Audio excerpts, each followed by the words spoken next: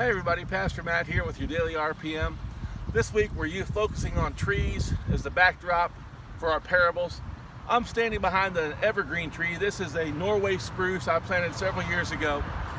And I planted this tree with my son when the tree was just about 3 or 4 inches tall. For the first few years, this was the healthiest tree of the 25 trees I planted. And it grew the fastest, it was the fullest, it was the most beautiful. So as my trees grew, I saw that one needed to be moved, and so I decided I was going to move this tree. So I transplanted it from where it was to this spot right here.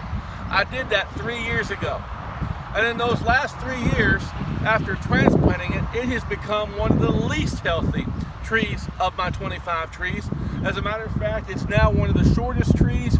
It's not very full. Now it's starting to recover, but when you transplant a tree, it's going to take 3 to 4 years for that tree to really get back up and going and start catching up with the growth it lost. And for your life, here's what I want you to learn.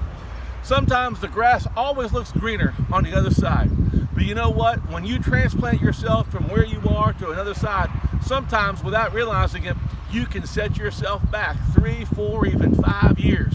You know, I've seen many marriages get ruined because somebody thought the grass was greener on the other side. I've seen people relocate geographically, take different jobs because they thought it was a better opportunity.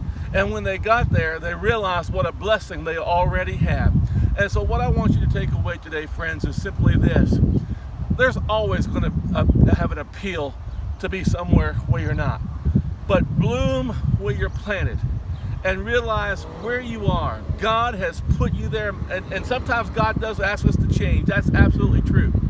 But most of the time, day to day, whether it's our marriage, whether it's our kids, whether it's our job, where we live, what we do, where we go to church, most of the time is exactly where God wants us to be.